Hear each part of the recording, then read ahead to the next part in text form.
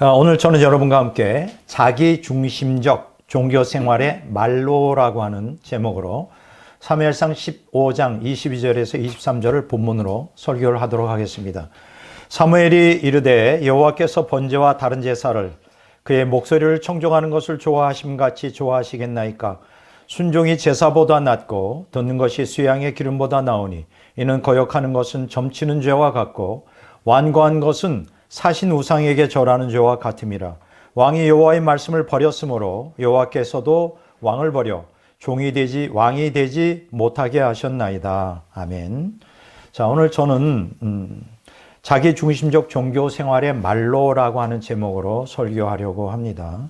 제가 이 주제로 종교 생활과 신앙 생활에 대한 비교에 대한 설교를 지금 4번에 걸쳐서 하는데, 지난번에는 유사 기독교인의 종교 생활이라고 해서 칭의받지 못해, 종교 생활로 칭의를 받으려고 했지만 칭의받지 못해 이제 구원에 이르지 못하는 바리새인에 대하여 제가 설교했고요. 오늘은 두 번째로 칭의되었지만 거듭났지만 신앙생활을 하지 않고 하나님 중심적 신앙생활이 아닌 자기중심적 종교생활을 함으로 타락하여 멸망한 사람에 대한 이 말씀을, 그래서 자기중심적 종교생활의 말로라는 제목으로 설교할 것이고요.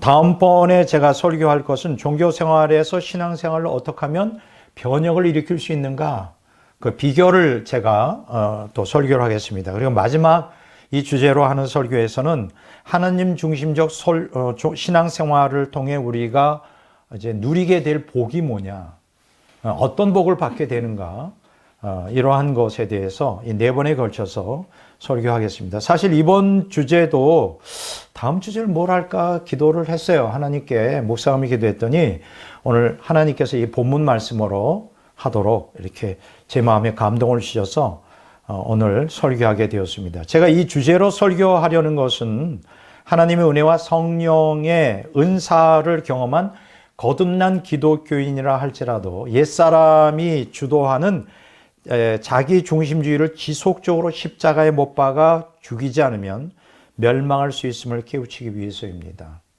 오늘 이 설교가 너무나 중요하기 때문에 여러분들이, 듣는 여러분들이 깨닫고 좀 변혁을 일으켰으면 좋겠다, 이렇게 생각합니다. 모든 기독교인들이 교회 생활하는 목적이 뭐죠? 예수님을 믿어 영원한 천국에 들어가 영생 복락을 누리기 위한 것입니다. 여기에 대해서 반발할 사람이 있다면 그것은 신앙생활이 아니에요. 멋있는 교회 폼 잡고 앉아서 종교생활, 그거는 멋있습니다. 그러나 그것이 우리의 구원을, 그래서 우리의 천국 가는 길을 보장해 주지 않습니다. 다시 말씀드립니다. 여러분들이 교회 생활하는 목적이 뭘까요? 예수님 잘 믿어 천국 가는 것이죠. 지옥 가면 무슨 의미가 있어요? 자, 그런데 참 너무나 제가 안타까운 현실은 평생 교회 생활을 했지만 영원한 지옥에 떨어져 영원 형벌을 받는 기독교인들이 그 숫자가 대다수입니다. 너무나 안타까운 일이에요. 그 이유가 뭘까요? 거듭난 기독교인이라 할지라도 여전히 옛사람의 욕망을 따라 자기중심적 종교 생활을 했기 때문입니다. 그렇기 때문에 지옥 가는 거예요. 이 사실을 개신교 신학자들이 몰라요. 제가 너무나 안타까운 것은 저도 목사이지만, 제가 거듭났고 목사이지만 만약 제가 신학자가 아니었으면 저도 잘못 자기중심적 종교 생활을 하다가 아마 10중 8구 지옥에 갔을 것이다. 그렇게 제가 식은땀이 날 정도로 아주 두렵습니다. 하나님께서 감사하게도 부정한 저를 신학자로 택해 2000년 신학 전체를 간파하게 하시고 성경 전체의 본질을 깨닫게 하시고, 또 2000년 신학사에 나오는 위대한 우리의 선조들의 믿음을 본받게 하시고, 또 개인적으로도 지금 하나님과의 동행과 교통 가운데 복을 받으며 성경적 신앙을 통해서 천국을 향해 가고 있는 이러한 복받은 삶을 살아가는 과정 가운데 결정적으로 저에게 중요한 것은 저를 신학자로 삼으셨다는 거예요. 그래서 저로 하여금 바른 진리 가운데 설 수 있도록, 제가 참 안타까운 일이지만 오늘 개신교 신학의 구원론이 엉터리입니다. 로마 카톨릭의 구원론도 엉터리입니다. 오직 그런 가운데서도 소수의 남은 자들은 그러한 잘못된 신학에 호도되지 아니하고 바르게 신앙생활하여 천국 가는 사람. 그러나 그게 소수에 불과하다. 너무나 안타까운 현실입니다. 오늘 이 설교의 말씀을 여러분들이 정말 마음에 새기고 나는 정말 천국 가고 싶어요. 그런 열망을 갖고 오늘 심각하게 진지하게 오늘 설교에 임해 주셨으면 좋겠습니다. 대다수 기독교인들은 거듭나 성령이 영혼 안에 내주하시면 구원이 확정되어 천국에 들어간다고 믿습니다. 그러나 여기서 간과해서 안 될 사실이 있어요. 그게 뭐냐면 거듭나 성령이 내줄 동안에 하나님의 생명이 영혼에 이식되는 순간 뭐가 형성되느냐? 새 사람이 형성됩니다. 골로새서 3장 10절에 나오죠. 그렇지만 여전히 우리 안에는 죄악성과 영혼이 결합되어 형성된 옛사람, 골로새서 3장 9절에 나오죠. 득세하고 있다는 사실입니다. 예수 믿고 거듭나 성령 체험했다고 해서 새 사람만 있는 게 아니라 어떤 사람들은 완전히 거듭나기만 하면 새 사람이 주도하는 줄 알고 착각이에요. 여전히 옛사람이 주도하고 있어요. 거기서 이제 어떻게 해야 되느냐? 실제로 거듭난 순간부터 하나님 중심적 신앙생활을 추구하는 새 사람과 또 자기 중심적 종교 생활을 추구하는 옛사람 사이에 영적 전쟁이 시작되는 거예요. 진짜 영적 전쟁은 거듭나면서 시작되는 거예요. 예수 믿기 전에는 이미 마귀의 자손이기 때문에 영적 전쟁이고 뭐고 없습니다. 물론 자세하게 제가 설명드릴 시간은 없지만 자, 여기에 대해서 구체적으로 설명하는 데가 로마서 7장 22절에 24절, 갈라디아서 5장 16절, 17절에 있으니까 여러분들이 자세히 좀 훑어보면 되고요. 여기서 중요한 것은 하나님 중심주의는 신앙생활로 이끌어요. 우리 개신교인들이 신앙생활이라는 말을 쉽게 쓰는데 그건 신앙생활이 아니에요. 조건이 있어요. 하나님 중심주의가 곧 신앙생활이에요. 그러면 종교생활은 뭐냐? 그거는 자기중심주의의 생활이에요. 자기중심주의. 그건 종교생활이에요. 자, 그러니까 여기서 중요한 것은 하나님 중심주의는 신앙생활을 이끌고 자기중심주의는 종교생활로 이끈다. 이렇게 정리할 수가 있습니다. 그러니까 여러분들이 교회 생활이 하나님 중심주의라고 그러면 그건 신앙생활이에요. 아니고 여러분들의 교회 생활이 자기중심주의라면 불 받았다, 은혜 받았다, 다 종교생활이에요. 종교생활입니다. 내가 신앙생활 하는지 종교생활 하는지 그거로 구분이 된다. 이렇게 표현할 수 있습니다. 자, 신앙생활은 하나님과 인격적 관계를 유지시킵니다. 그래서 하나님의 영광을 지향해요. 정말 신앙생활하는 사람들은 하나님의 영광만을 위해서 살아요. 그렇지만 종교생활은 하나님 우상을 만들어요. 왜냐하면 종교생활로 자기중심주의로 교회생활을 하는 그 순간부터 자기가 만든 우상을 믿는 거지 하나님 믿는 게 아니에요. 하나님은 그런 하나님이 아니에요.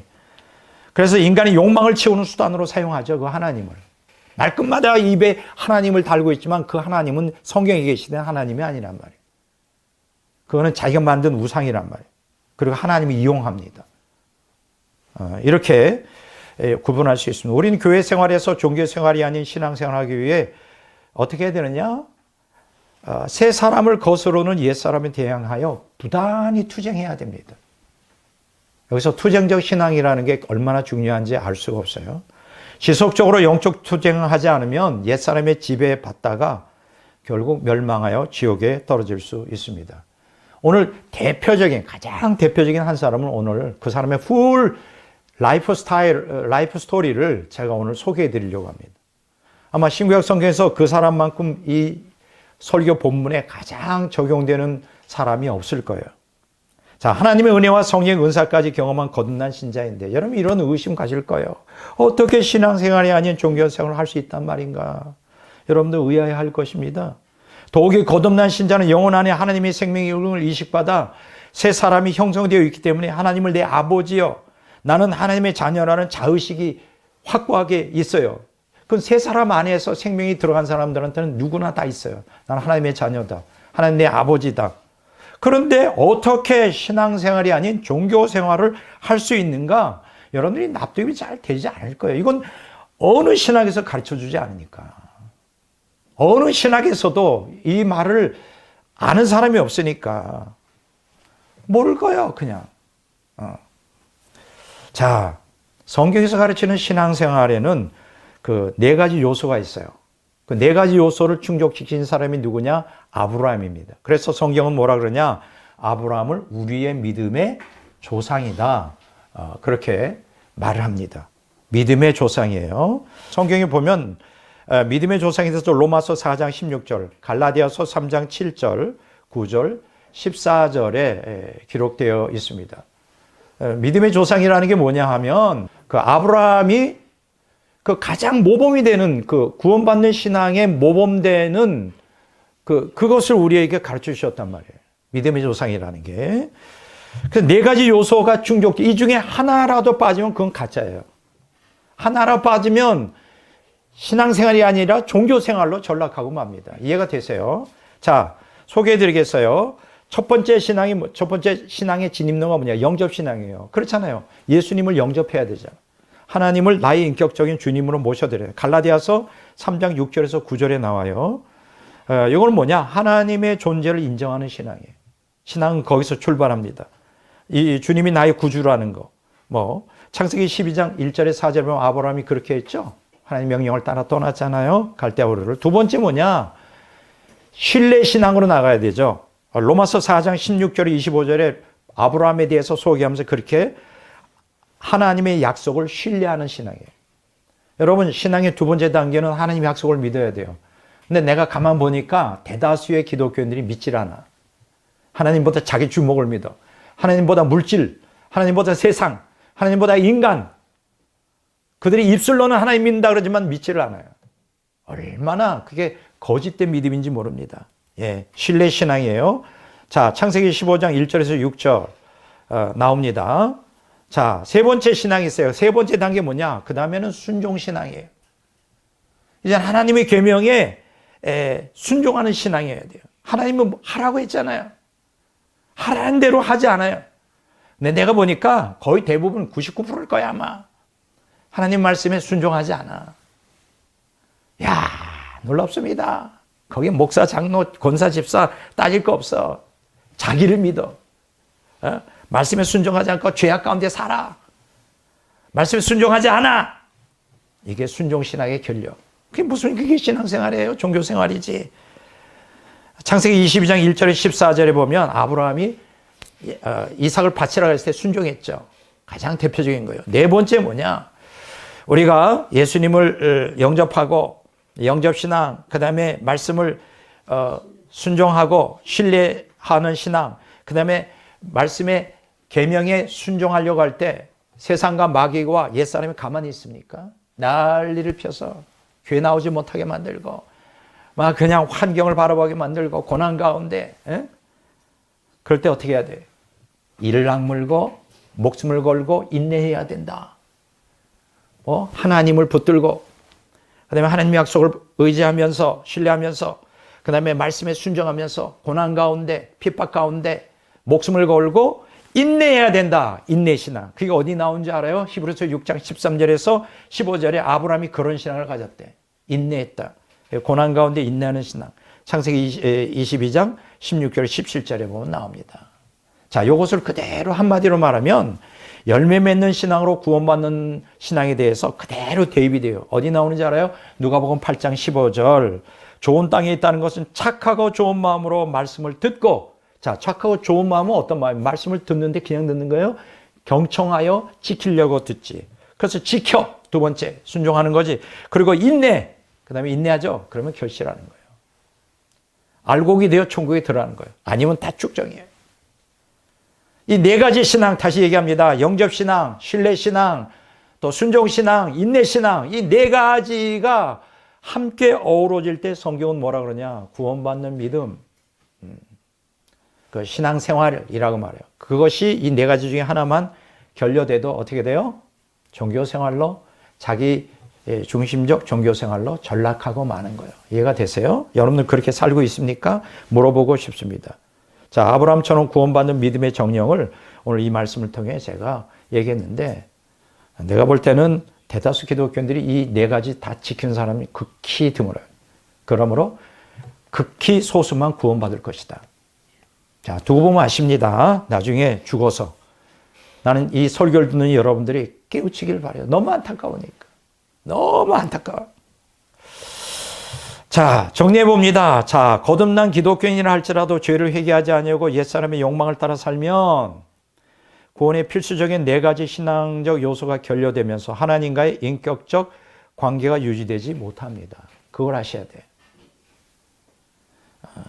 이 네 가지 요소가 중에 하나라도 결여되면 하나님과의 인격적 관계가 유지가 안 된다고, 유지가. 그때부터 어떻게 돼요? 자신이 만든 하나님 우상을 섬기는 종교 생활을 하게 돼요. 그때부터 종교 생활을 합니다. 입에 하나님을 달고 살아. 그렇지만 그건 가짜야. 자기가 만들었기 때문에. 정신 차리세요. 자, 출애굽기 32장 4절에서 8절, 사사기 17장 2절에서 3절, 13절, 열왕기하 23장 1절 20절, 에스겔서 8장 3절에 18절. 왜 제가 9절만 읽고 그냥 넘어가느냐면 이거 설명하려면 몇 시간 해야 되니까 그냥 넘어가는 거예요. 찾아보시라고. 자, 오늘 설교 본문이 있습니다. 사무엘상 15장 22절 23절이죠. 요거는 사울 왕의 자기 중심적 종교 생활에 대한 실체를 사무엘 선지자가 드러내고 있어요. 자, 그리고 사울 왕은 신구약 성경 전체에서 자기 중심적 종교 생활로 인하여 멸망한 가장 대표적인 인물이에요. 다 뒤져보면.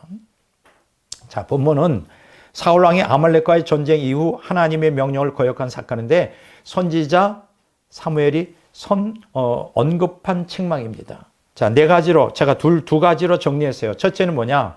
신앙생활의 특성을 제시한 사무엘 선지자. 뭐가 신앙생활이냐? 그 다음에 두 번째로 그 반대급부인 종교생활의 특성을 지적한 사무엘 선지자. 두 가지로 이 짧은 본문에서 사무엘 선지자가 말해요. 자, 신앙생활의 특성을 어떤 걸까요? 두 가지입니다. 저 사람이 신앙생활하는지 종교생활하는지 분별할 수 있는 기준. 첫째 뭐냐? 말씀 순종이에요. 말씀 순종의 신앙생활. 내가 신앙생활 한다면서 말씀 순종하지 않는다? 엉터리 가짜야. 천국 못 가요. 내가 보니까 내 주변에 보니까 또 많은 목사들이, 많은 장로들이, 많은 권사, 집사들이 교회 생활하는 사람이 말씀 순종 안 하더라고. 말씀에 순종하면 복 받는데 그걸 모르더라고. 성경이 뭐라 그러냐? 순종이 제사보다 낫고 사무엘 선지자가 말합니다. 여기서 순종이로 번역된 쉐모 아으 히브리어는 듣다, to hear라는 의미를 지닌 샤마의 부정사 연계형이 명사적으로 사용되어 무슨 뜻이 되느냐? 하나님의 말씀을 듣고 순종하여 따르는 것입니다. 하나님 말씀을 듣고 순종하여 그 뜻을 따라가는 거예요.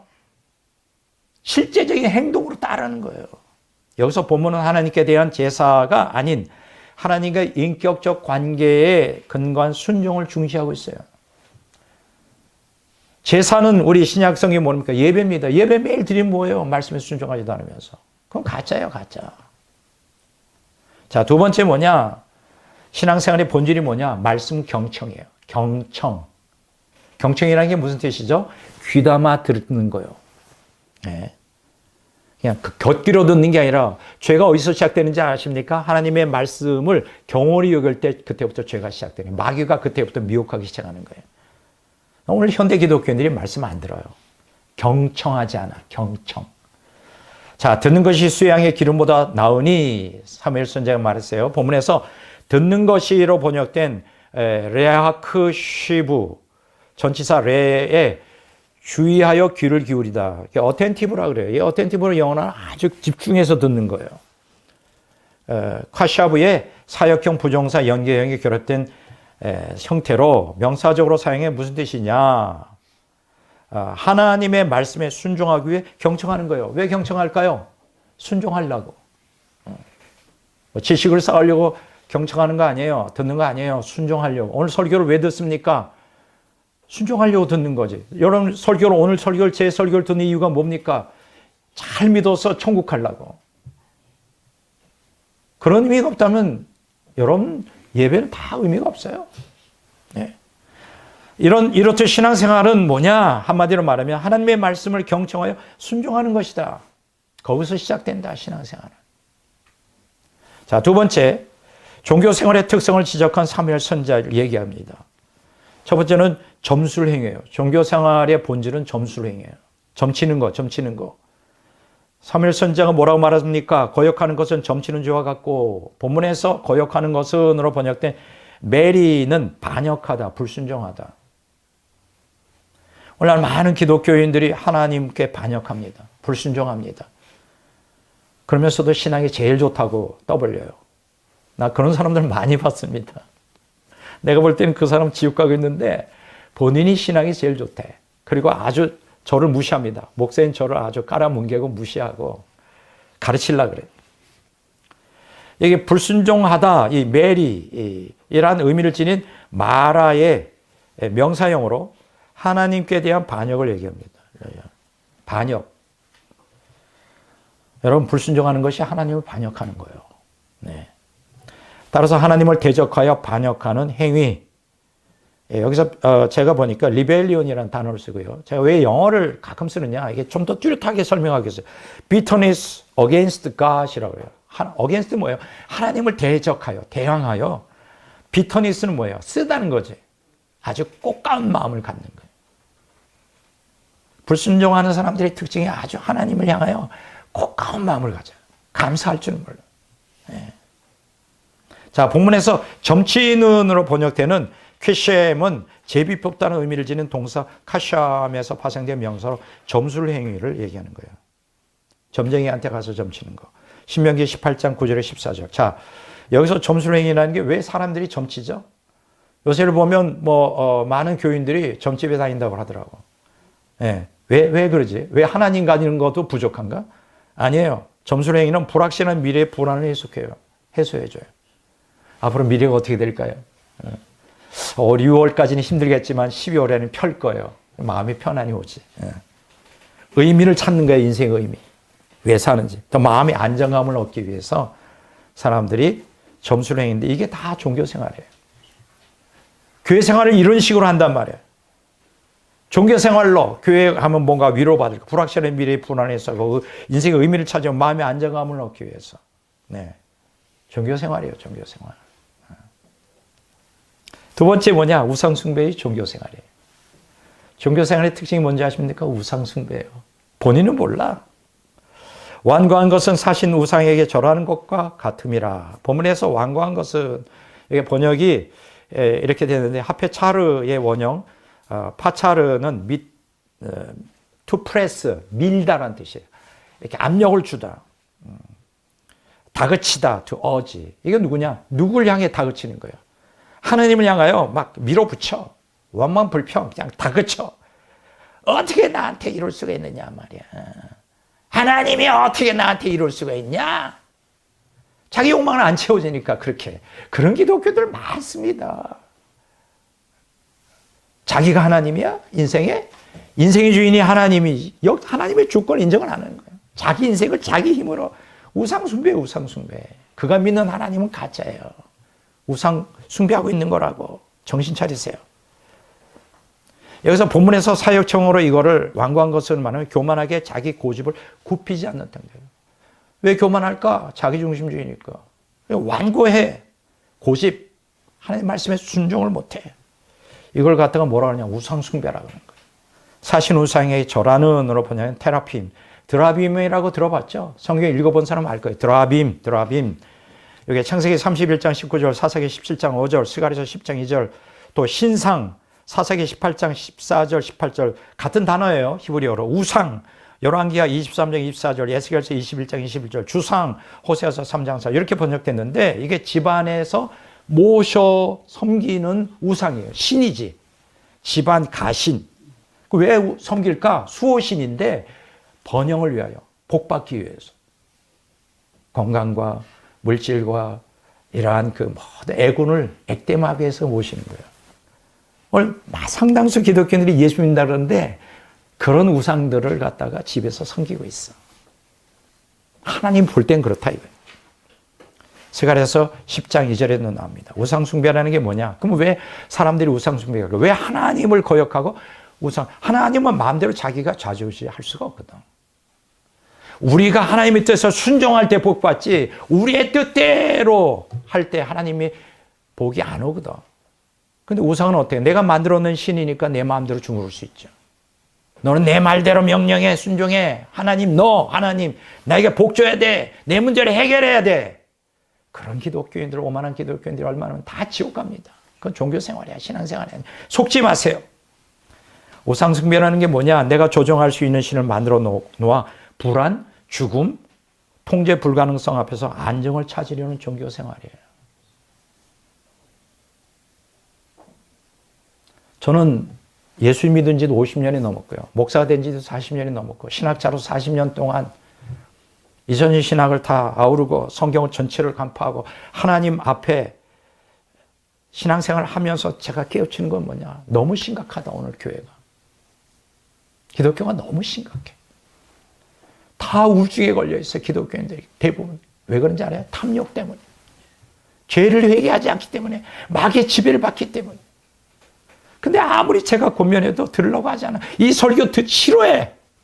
이 설교를 듣고 돌이키면 구원받는데 듣지도 않아요. 듣는다가도 뭔 얘기인지 못 깨달아. 왜 그럴까? 그 안에는 우상이 가득 차기 때문에. 종교생활을 하는데 어떻게 이게 깨달아지겠어요? 나는 성령께서 그들을 불쌍히 여겼었어. 나 지옥 가는 것만은 막아야 되지 않겠어요? 요새 제가 혼자 있을 때 자주 울어요. 영혼이 불쌍해서.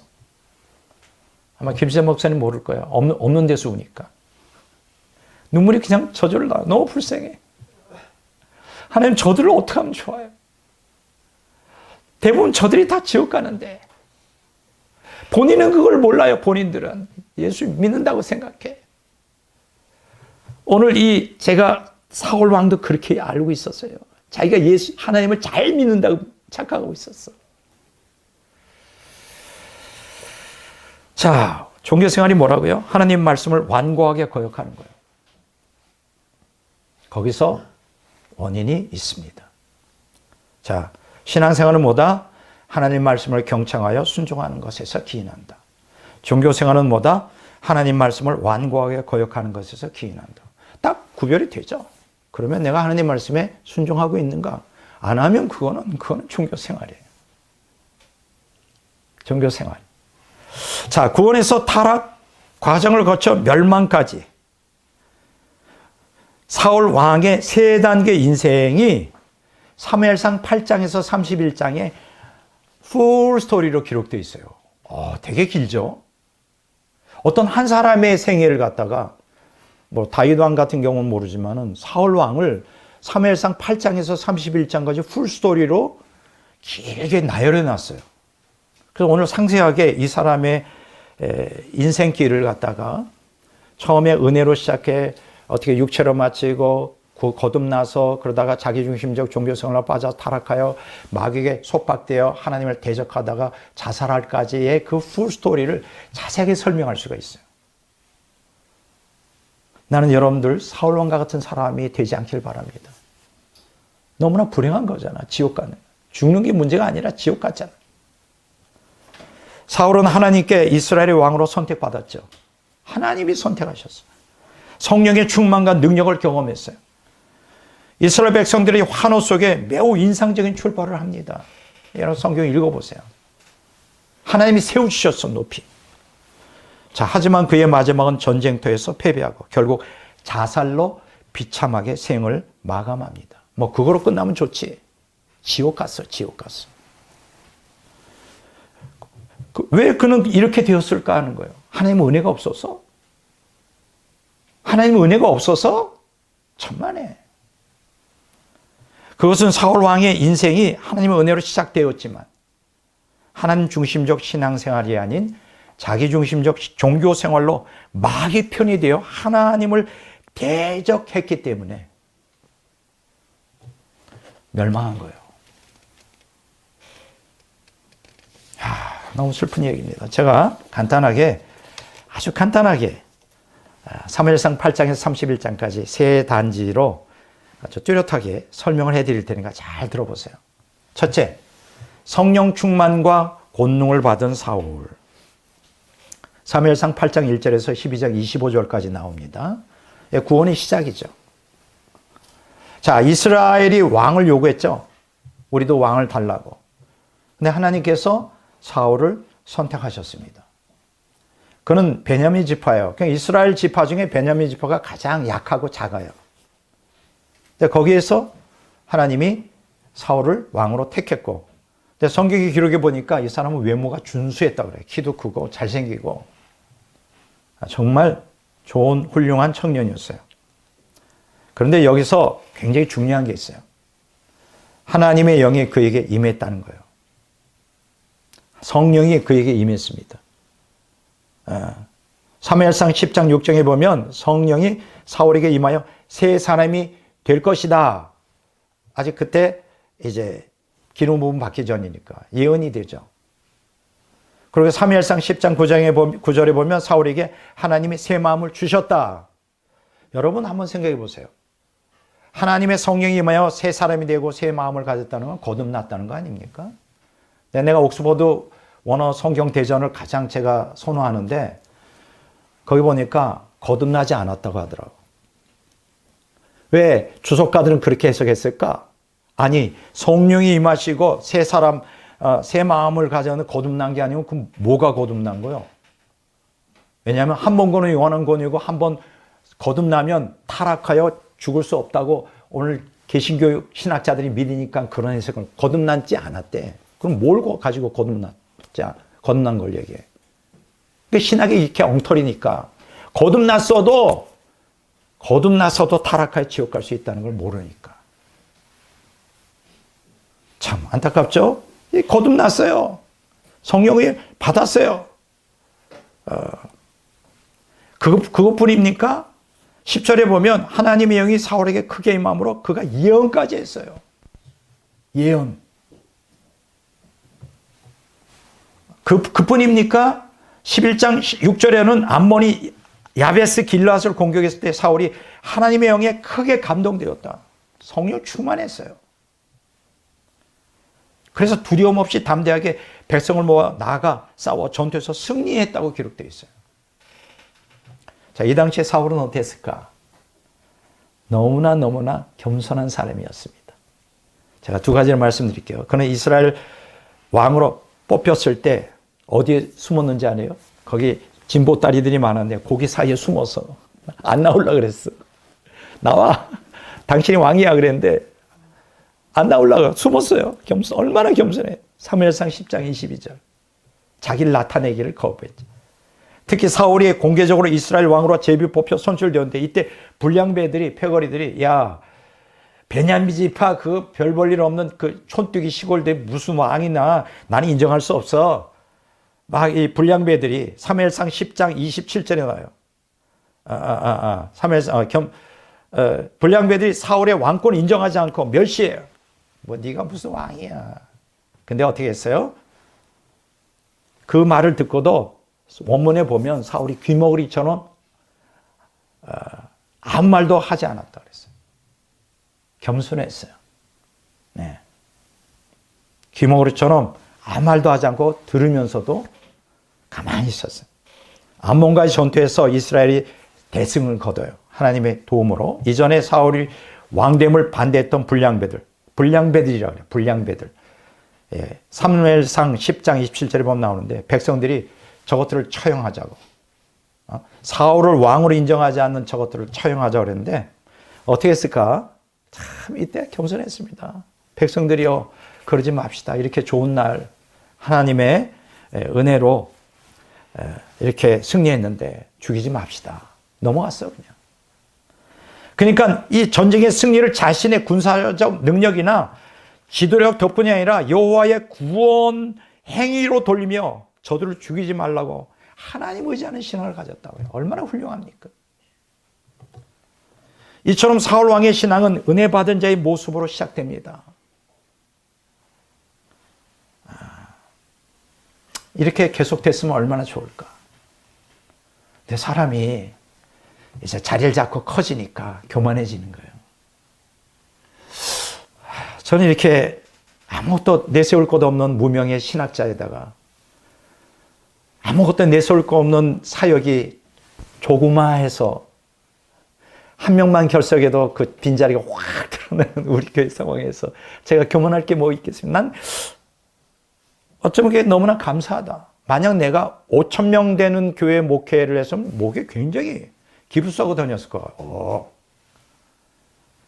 5천 명 모이는 교회 뭐 큰 사역을 해서 성공했다면 10중 8구 아마 타락해 지옥 가지 않았을까. 하나님 나를 너무 긍휼히 여기시고 사랑하셔서 교만할 거 아니까 저를 오랜 세월 동안 눌러놓으셨어요. 요새 이제 조금 신학자로서 이렇게 피는데 너무 감사하더라고요. 옛날에 원망했어요. 하나님 어떻게 이룰 수 있습니까? 내 친구들은 다 동기들은 박사가 되고 교수가 되고 큰 교회 담임이 된데 괜히 내가 유학을 가가지고 유학 안 갔으면 내가 서울 감신 출신으로 큰 교회 담임 될 수 있었는데 사역대 초반에 아무것도 이뤄놓지 못하고 하나님이 그냥 방해해가지고 그냥 실패한 인생으로 그때 참 원망을 좀 했어요. 근데 지금 보니까 너무 감사하더라고요. 너무너무 주님의 은혜가 컸어요. 내버려두면 내가 교만할 걸 알거든. 눌러놔가지고 교만 못하게 깨부시고 천국으로 데려가려고. 나는 그게 소원이에요. 천국 가는 게. 주님이 나한테 물어보셨는데 난 너에게 뭐 되기 원하냐. 딱 두 가지 했지. 이 땅에 사는 동안에 주님 주신 사명을 잘 감당하다가 죽어서 천국 가기를 원합니다. 지금도 변한 건 없습니다. 자, 이게 은혜 받은 사람의 모습이에요. 그런데 여러분 보세요. 사무엘 선지자가 경고를 합니다. 그가 이제 마지막 자기의 사역을 이제 사울 왕에게 이렇게 인계하면서 그동안 사무엘 선지자가 사사로서 왕이 없을 때 그 역할을 했잖아요. 지도자로. 이제 사울 왕이 제대로 세워졌으니까 자기는 이제 고별해야 되는 거예요. 고별 연설을 하면서 그 여호수아가 한 연설과 동일한 얘기를 하는 거예요. 여호수아서 23장 24장에 보면 나오거든요. 그가 고별 연설을 하거든. 무슨 얘기를 했을까? 너희들이 하나님 말씀에 철저히 순종하면 복을 받을 것이고 불순종하면 저주를 받을 것이다. 누가? 사무엘 선지자가 마지막 얘기를 하는 거예요. 이거는 오늘 우리들에게도 그대로 적용되죠. 사무엘상 12장 14절, 15절, 24절, 25절에 나와요. 이때 당시에 사울 왕이 이 사무엘의 고별 설교의 이 엄중한 경고를 귀담아 듣고 겸손했던들 역사는 달라졌겠지. 근데 사람이요 참 겸손하기가 쉽지 않은 것 같더라고요. 높아지면 높아질수록 여러분 너무 높아지려고 하지 마요. 여러분 너무 부자가 되려고 하지 마요. 그냥 낮은 데가 안전합니다, 여러분. 네. 자, 두 번째. 자, 첫 번째는 어떻게 해요? 성령 충만과 권능을 받은 사울 구원의 시작으로서 잘 시작됐다 그랬죠? 자, 두 번째 어떻게 됐을까? 자기중심적 종교 생활을 하는 사울.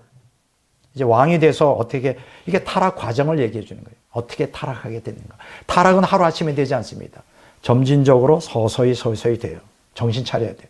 사무엘상 13장 1절에서 15장 35절에 보면 나옵니다. 세 가지로 단계별로 타락이 깊어집니다. 첫째 단계가 뭐냐? 사무엘상 13장부터 나옵니다. 하나님을 향한 사울 왕의 불신앙이 드러나요. 그러니까는 간세 은혜 받고 불 받고 거듭났고 했으면 참 거기에 하나님 의지하는 신앙으로 끝까지 갔으면 얼마나 좋을까. 왕이 되고 나니까는 이제 불신앙이 드러나요. 블레셋이 공격을 해오잖아요. 백성들은 막 흩어지고 있단 말이에요. 근데 사무엘 선지자는 아직 다른 지방에서 전령을 보냈는데 오지도 않았어. 그래서 사울 왕은 기다리다가 이제 전쟁을 해야 되는데 안 되니까 자기가 하나님께 제사를 드려요. 자기가 하나님께 제사를 드리는데 겉으로 보면 굉장히 신앙적인 행동처럼 보이잖아요. 아니에요. 그 본질에 뭐가 있는지 알아요? 하나님 대신 내가 하겠다. 이 오만한 마음이 있는 거예요. 자기중심적 사울 왕의 하나님을 향한 불신에 기인한 종교행위란 말이에요. 그거를. 내가 하겠다, 내가.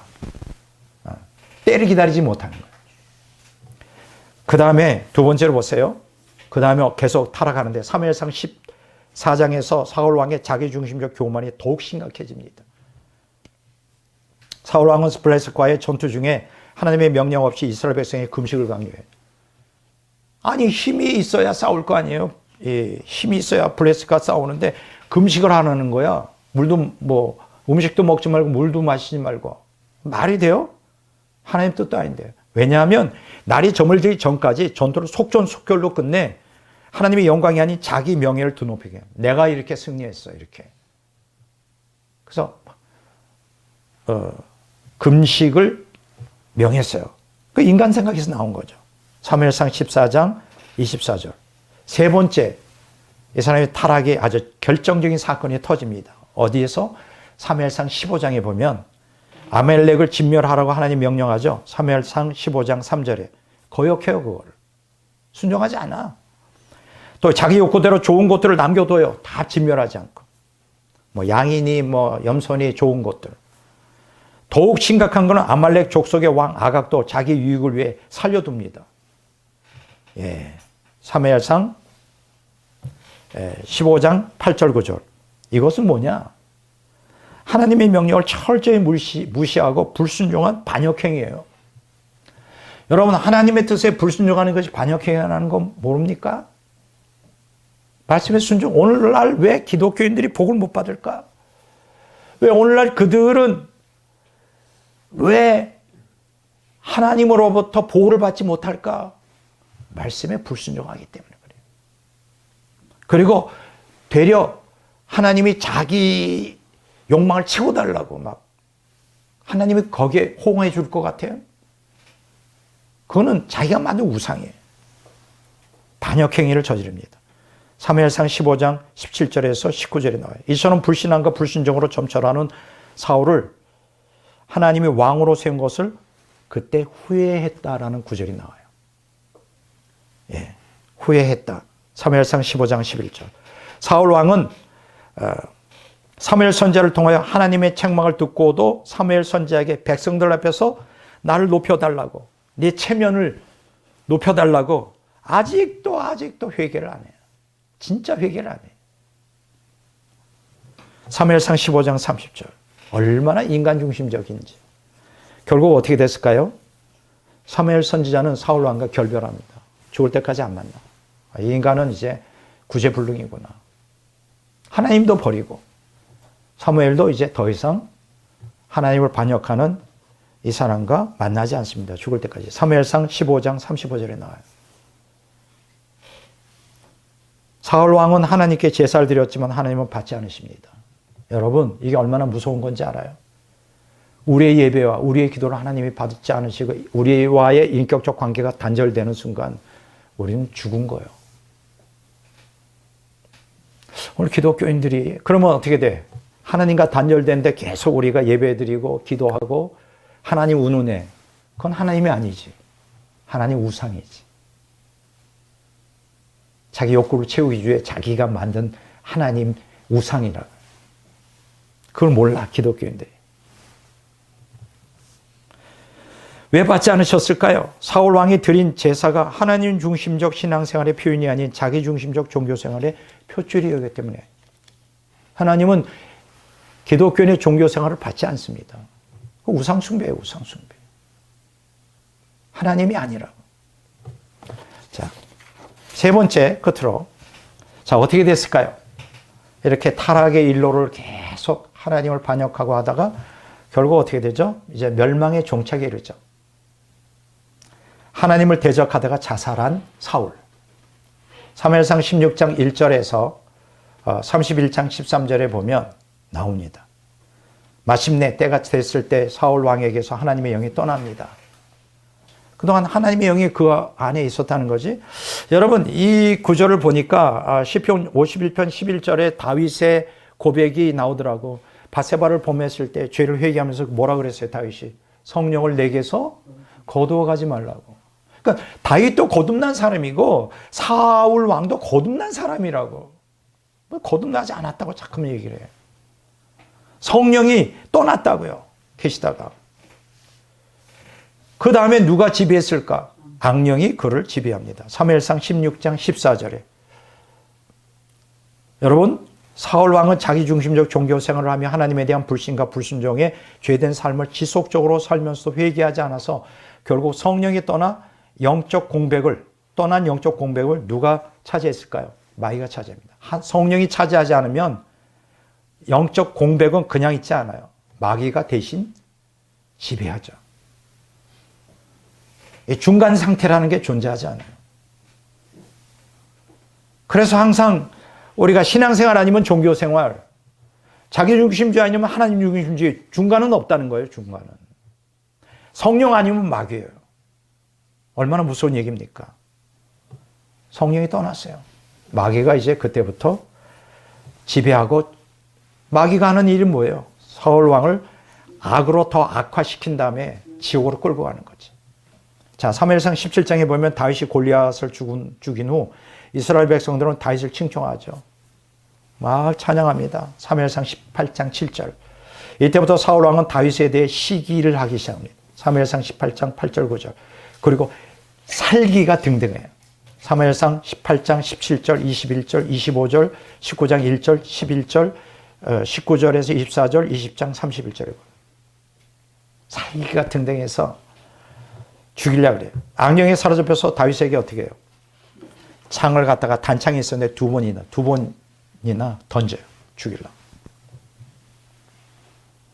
자, 사무엘상 18장 10절에 11절, 19장 9절에 10절. 결국 다윗은 사울 왕의 살해 위협을 견디다 못해 어디로 도망가? 이방 땅으로 도망가죠.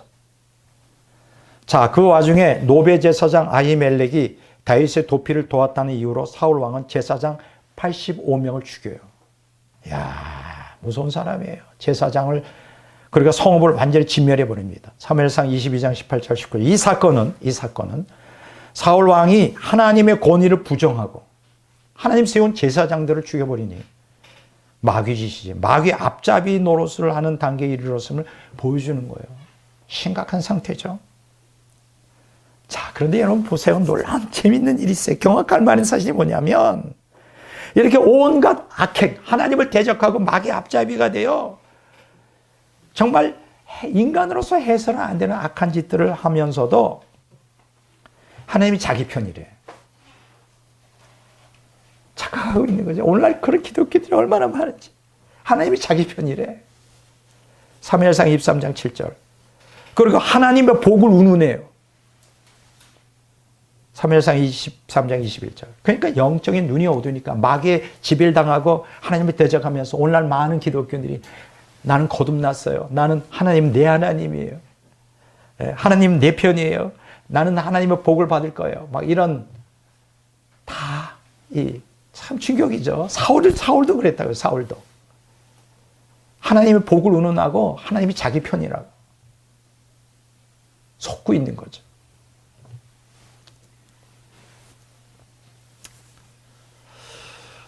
요새 한참 문제가 되는 지금 매스컴에 뜨는데 뭐 이런 얘기는 사실 은혜스럽지 못하죠. 부산 포도원 교회 담임 김문훈 목사님, 이분이 처음에 떴을 때 장경동 목사님이 막 개그맨처럼 하니까 이분도 흉내 내가지고 부산에서 최고로 큰 5천 명 모이는 큰 교회를 키웠어요. 근데 문제가 터졌어. 이 사람 5천 명 교인이 되니까 부교육자가 얼마나 많겠어요. 이 부교육자들 갖다가 애들에게 끊임없이 폭언과 욕설을 퍼붓고 끊임없이 폭언과 욕설을 퍼부으면서 아주 인간 취급 안 하고, 그러다가 문제가 터졌는데 뭐냐면 그 부목사 중에 앙심을 품은 사람이 녹음을 해놨어. 그거를 매스컴에 터뜨려 버렸어. 난리가 났습니다. 그래서 이 사람이 부총회장이었는데 교단에 사직하고, 자기가 그렇게 키워온 얼마나 제왕처럼 5천 명 데리고 제왕처럼 굴었을까? 담임 목사직도 사임했습니다. 어떻게 빼도 박도 못하잖아. 이거는 빙산의 일각이에요. 지극히 온갖 불의와 악행이 교회 안에서 자행되고 있어요. 목사들이, 장로들이, 권사들이 극히 빙산의 일각이에요. 이들은 하나님을 두려워하잖아. 그러면서도 사울 왕처럼 하나님은 내 편이고 난 구원받았고 하나님은 복을 받을 것이고 하나님을 대적하면서 마귀 앞잡은 노릇하는 많은 목사들과 장로들과 권사들과 재직들이 그들이 다 지옥 가고 다 지옥 가는데 빙산의 일각이에요. 제가 말 안 해서 그렇지. 여러분, 교회의 직분이 높을수록 천국 가기가 어려웠다는 거 알아요? 그 직분들은 영광스럽고 정말로 하나님이 왜 세웠을까? 하나님을 위하여, 교회를 위하여 충성하라고 세웠는데 이게 높아질수록, 직분이 높아질수록 사람이 교만해지고 거만해지고 타락해. 목사도 예외는 아니에요. 지옥 가요. 제일 천국 가기 어려운 사람이 누군지 아닙니까? 목사예요, 목사들. 나는 그래서 두려워. 나는 천국 가고 싶거든. 내가 매일 하나님께 고백해, 눈물로. 하나님, 난 정말 천국 가고 싶어요. 나는 주님 뜻대로 주님만 사랑하다가, 우리 주님이 요새 귀가 좀 가려울 것 같아. 내가 매일 사랑한다고 고백하거든. 하나님만 사랑해. 제가 뇌경색이 1년 전에 제가 좀 어려운 상황이 있었잖아요. 그래서 그때부터 모든 취미생활 다 내렸어요. 뭐 취미생활이라고 할 것도 없어요. 블레이, 제가 좋아하는 장르의 블레이를 1, 2주에 한 번씩 보고 음악 듣고 그 정도지 뭐. 다 처분했어. 그거 다 처분하고 이제 남은 인생 동안 천국 가는 날까지 주님만을 사랑하고 주님 뜻대로 살다 난 천국 가겠다고. 여러분들도 좀 그렇게 결단해 보시지 않겠어요? 저와 여러분들 얼마나 앞으로 더 살겠어요?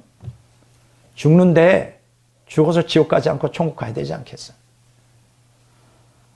김문은 목사처럼 하면 안 되잖아요. 이 사람은 극히 빙산의 일각이에요. 큰 교회일수록 천국 가기 어려워요. 내가 말을 하려면 한두 끝도 없어. 그 더러운 세계를 내가 한두 끝도 없어. 정신 차리고 사울 왕처럼 되지 말기를 바라야 되지 않겠어요? 근데 한편 다윗은 사울 왕을 죽일 수 있는 결정적 기회가 두 번이나 있었어요.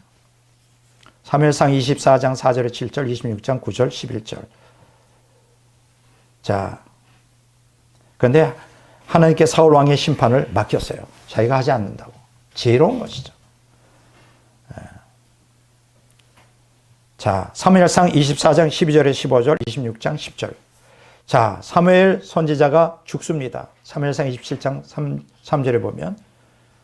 그런데 사울 왕은 블레셋과 이제 전쟁을 앞에 두고 어떻게 하나님께 기도했는데 응답하지 않죠. 하나님 관계가 끊어졌으니까.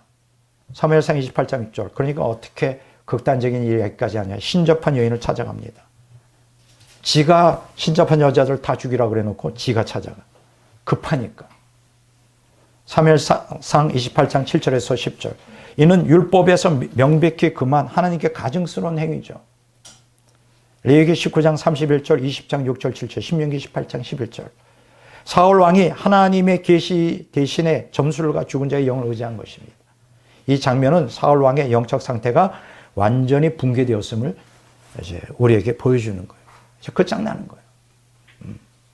마침내 하나님이 사울 왕을 심판할 때가 되자 사울 왕은 블레셋과의 전투에서 중상을 입고 스스로 칼 위에 엎드러져 자살합니다.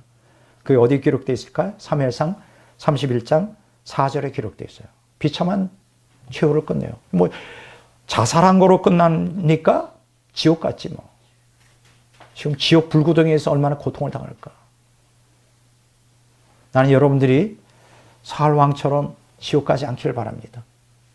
저를 포함하여 여기에 있는 우리 모두가 다 천국 가기를 바라요. 그러려면 종교 생활하지 말고 하나님 속이지 말고 하나님 앞에 진실하게 하나님 중심적 신앙생활로 변혁이 이루어져야 돼요. 제가 결론 부분 얘기합니다. 오늘 설교를 통해 사울 왕의 세 시기가 기독교인들에게 주는 영적 교훈은 너무나 명백합니다. 사울은 겸손한 거듭난 자로 시작해요. 그렇지만 자기 중심적 종교 생활을 하다가 하나님을 대적하는 자로 전락합니다. 사울 왕은 구원의 은혜로 시작해요. 그렇지만 자기 중심적 종교 생활이 그를 파멸로 이끕니다. 자기중심적 종교생활이 얼마나 위험한지 여기서 알게 되죠. 사울 왕은 갈라디아서 3장 3절의 말씀처럼 성령으로 시작하여 육체로 마친 가장 대표적인 사람이에요. 구원의 은혜는 말씀에 대한 순종을 요구합니다. 공짜가 아니에요. 그리고 성령의 능력은 구원에 대한 영원한 보증이 아니라 말씀에 대한 순종 안에서 유지되는 거예요. 이거를 모르면 안 되는 거예요. 죄에서 돌이켜 회개하지 않는 자기중심적 종교생활은 결국 영적 파멸로 귀결됩니다. 제가 설교를 끝내기 전에 어떤 한 분의 간증을 간단히 소개하고 끝내겠습니다. 왜냐하면 오늘 설교하고 굉장히 밀접한 관계가 있는 내용이기 때문에 남년의 권사라고 하는 사람이 있어요. 오늘 중으로 우리 교회 카톡에다가 그분의 간증을 올려놓을 테니까 please 좀 들어보시기 바랍니다. 이게 실화예요, 실화. 거짓말 아니에요. 남년의 권사의 천국과 지옥 간증. 간단히 제가 설명하면 남년의 권사는 불교 집안에서 태어나요. 아주 독실한 불교 집안. 그러다 보니까 태어났는데 13살에 선교사를 만나 예수님을 믿게 됩니다. 근데 기독교를 믿는다는 이유로 가족에 극심한 박해를 당해요. 그 오빠들 부모한테 막 극심하게 박해를 당해요. 결국은 견디다 못해 중학교 때죠. 그녀는 그 집을 가출할 수밖에 없어요. 그 부자 집안이었거든. 일을 가라. 서양 노랭이 서양 귀신을 갖다가 집안애들이 우리 집안 망한다고. 불교 집안들이 그렇게 말해요. 중학교 때 그 아주 부유한 집안이었는데 쫓겨나. 집을 떠나야 돼. 신앙을 지키기 위해서. 여러분, 이런 신앙의 결단이 우리에게 필요하지 않아요? 목숨을 가지고 지켜야지. 절대로 하나님에 대한 신앙을 포기하지 않습니다. 네. 그래서 그러다가 이제 어떤 건실한, 예수님을 잘 믿는 건실한 남자 청년을 만나 결혼을 해요. 그분은 나중에 장로가 되는데 자녀를 10명을 낳아요. 계속 딸 만나니까 아들 낳으려고 그러다가 10명까지 갔어요. 그래서 아들을 결국 낳는데 어쨌든 근데 문제는 뭐냐 하면 그녀의 자녀들은 교회를 다녔죠. 부모님이 장로고 권사관이가 교회를 다녔는데 문제는 뭐냐? 그녀의 신앙을 본받지 않는 거예요. 세속적인 사람이 되어가지고 그녀를 너무 힘들게 돼요. 근데 그 집안도 잘 돼가지고 장로님이 잘 돼가지고 그 자녀들이 다 출세했어요. 막 미국 유학 가서 교수들 되고 재벌도 되고 세상에서 정말 다 출세했는데 딱 한 가지 부정한 게 뭐냐면 신앙이 교회 생활만 하지 진짜 종교 생활을 하지 참된 신앙 생활을 못 하는 거예요. 이제 그것 때문에 날마다 기도하고 안타까워하고 막 너무 힘들었어요. 이제 나이가 들어서 남연희 권사님이 이제 임종을 앞에 두고 자녀들을 다 모아두고 고별 예배를 드리죠. 죽었어. 죽어가지고 이제 천국에 올라가는데 5시간 만에 다시 살아났어요. 특별한 사명을 가지고. 하나님 보좌 예수님께서 그러더래요. 너는 지금까지 나를 잘 순종했는데 네가 한 가지 잘못한 게 있어. 네 가족들을 다 지옥 가는데 그렇게 되겠냐. 그래서 다시 보냈어요. 5시간 만에 살아났어요. 그녀는 긴급히 전할 말이 있다고 하면서 가족들로 하여금 모든 친척을 못 오겠습니까? 천국과 지옥을 다 보고 온 거예요. 여기에서 40명이 모였는데 남연희 권사는 천국과 지옥의 실제가 존재하며 교회 직분자들도 지옥 갈 수 있다는 충격적 내용을 선포합니다.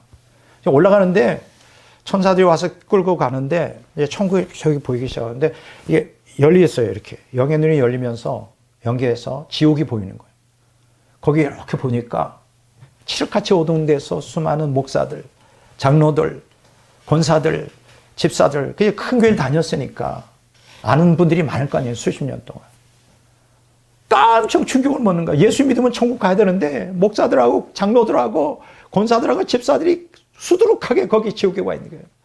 그래서 이제 너무 충격을 받아가지고 막 쩔쩔쩔쩔 매고 눈물 흘리는데 거기에서 어떤 남연희 권사야, 남연희 권사야. 부르짖는 소리가 들리는 거예요. 자세히 보니까 자기가 그 수십 년 동안 같은 교회에서 교회 생활을 했던 권사야. 그 교회에서도 유명한 훌륭한 권사로 인정받았어요. 그냥 교회 생활에 얼마나 충성을 많이 했는지. 아주 훌륭한 권사를 인정받았는데 그 사람이 지옥에 와 있더라 이거야. 그래서 자기를 갖다가 좀 거기서 건져달라고 울부짖는 거예요. 왜 그 권사는 교회에 충성스럽게 수십 년간을 충성스럽게 헌신하고 교회 생활했는데 왜 지옥 갔을까? 간단하잖아요. 자기중심적 종교생활을 한 거예요. 자기중심적 종교생활하면 다 지옥 가. 거기 목사, 장로, 권사, 집사 관계없어요. 내 주변에 보면 그런 사람들이 얼마나 많은지 말을 할 수가 없어요. 자기중심적 종교생활을 하는. 죽욕을 먹어가지고 이제 천국까지 다 봤잖아요. 그러더니 지옥에 딱 다치더래요. 안 된다. 그들을 데려오소. 딱 다치고 이제 천국에 가서 예수님 만나고 너무너무 좋더래요. 여기서 천국에 살려오는데 예수님이 컴백. 안 돼 너. 너희 가족들이 다 지옥 간다. 그래서 다시 5시간 만에 살아남았어. 그래가지고 친척들 40명을 모으라 그래가지고 다 모인 상태에서 40명 친척들과 그 자녀들이 있는 데서 이 간증을 한 거예요. 거기서 성령이 임하시면서 회개가 일어난 거예요. 막 어떤 사람은 머리를 갖다가 벽에다 하면서 뇌진탕 걸릴 정도로 그렇게 울어대고 다 기독교인인데 당신도 그렇게 엉터리로 신앙생활하면 다 지옥 간다. 내가 거기 예수 믿는 목사, 장로, 권사, 집사들 수두룩히 지옥 간 걸 나 봤다. 똑똑히 예수 믿으라고. 다 회개했어요. 40명 전체가 다 회개하고 하나님 중심적 신자로 변화가 되고 그리고 12자녀들 어머니 신앙을 본받아서 주님의 진실한 일꾼이 되었어요. 이게 그 막내딸이 이제 그거 그리고 돌아가셨어요. 그 다음에 돌아가셨어. 그 사명을 조만간 감당하고 남현희 권사님이 이제 천국 가셨는데 그 간증을 우리가 어떻게 알게 됐느냐. 그 막내딸이 그 어머니의 간증을 전 세계를 돌아다니면서 간증을 하고 있어요. 내가 그거 카톡에 있는 거 간증을 올려드릴 테니까 꼭 보십시오. 지금 이거는 꾸며낸 얘기가 아니에요. 실화예요, 실화. 우리 종교 생활하면 안 돼요. 자기 중심적인. 하나님 중심적 신앙 생활이에요. 신앙이 뭐라고요? 아까 얘기했잖아요. 영접신앙, 신뢰신앙, 순종신앙, 인내신앙. 이게 4개가 연합이 될 때 실제적인 참된 신앙으로 열매 맺고 열매 맺은 알곡이 되어 천국 가는 거예요. 근데 왜 이걸 모를까? 안타까워요. 나는 오늘 정말 호소합니다. 우리 예수님 잘 믿고 천국 갑시다. 천국 가야 돼. 영원한 지옥이 어떤 곳인지 여러분들 몰라서 그렇지 지옥 가면 안 돼요. 영원한 고통이에요. 불모식. 천국 가야 돼요. 오늘부터 집에서 이렇게 얘기하세요. 하나님 나 천국 가고 싶어요. 나 종교 생활하다가 자기중심적 종교 생활하다가 지옥 가고 싶지 않습니다. 하나님 중심적 신앙생활하다 천국 가게 도와주십시오. 도와주십시오. 도와주십시오. 울부짖으세요. 그러면 하나님이 여러분들을 진리로 인도해 주실 거예요. 정말 간곡히 부탁을 드려요. 오늘 시간이 많이 지나기 때문에 더 이상 설교를 안 하겠습니다. 오늘 제목은 자기중심적 종교생활의 말로 사울왕을 통하여 거듭난 사람도 타락하여 종교생활하다 지옥 갈 수 있다는 거. 회개하면 돼요. 돌이키면 됩니다. 쉽진 않지만 꾸준히 영적 투정을 통하여 변혁을 일으키면 이제 다음번에는 그 설교를 하겠습니다. 어떻게 하면 종교생활에서 신앙생활로 변혁을 할 수 있는 비결, 저는 그거 알고 있거든요. 그것을 저와 여러분들이 다음번에 설교를 통하여 할 테니까 잘 귀담아 들으시고 나는 제발 부탁합니다. 지옥 가지 마세요. 우리 다 천국 갑시다. 주의 이름으로 축원합니다.